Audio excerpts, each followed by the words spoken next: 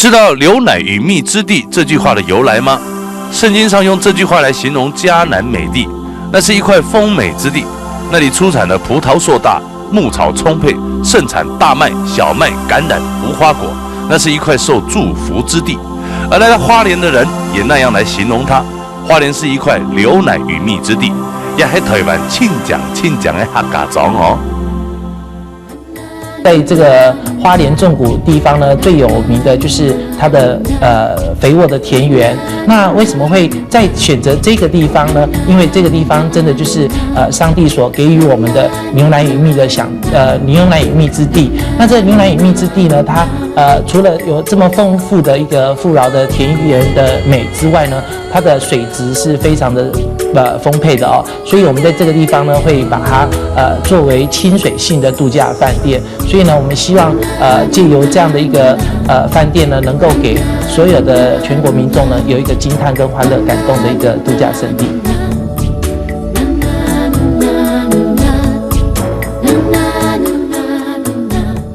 沿着运河河道，我们以缓慢的速度前进着。这样的慢节奏是我们这些来自外地的游客所不习惯的。可是，也许是流水，也许是气氛，一种莫名的平静感，让我们渐渐的都放松了下来了。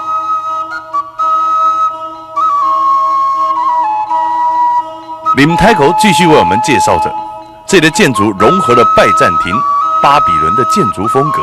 塔楼、圆拱、小桥、回廊全都是艺术。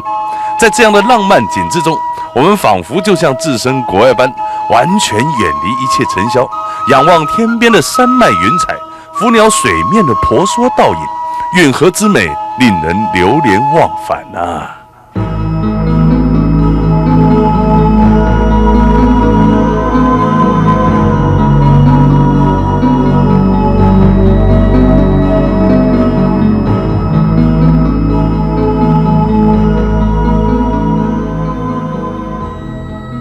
像我自家伫咧做上社吼，咱饲到伫咧饭店做事情饲到动快乐安尼，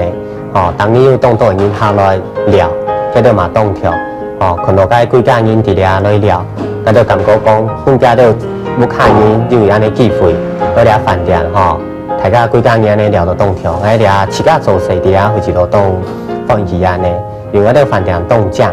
你都得看到动到冇看到介世界冇的东西。遐个饭店吼，遐个土地伫10公年前吼是一片好白，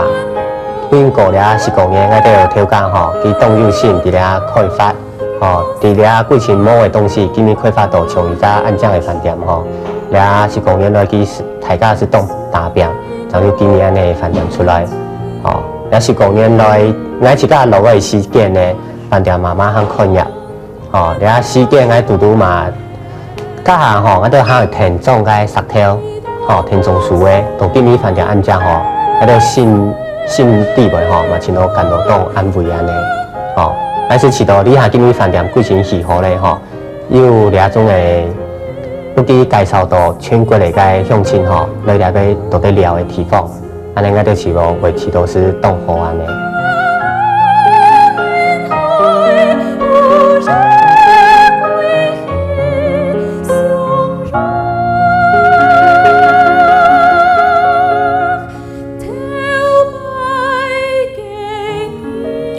没错，这里就是法眼，台湾亲讲的黑法眼。上帝赐给我们最宝贵的世外桃源，在这里你可以有最理想的度假，更可以开拓您更广大的视野哦。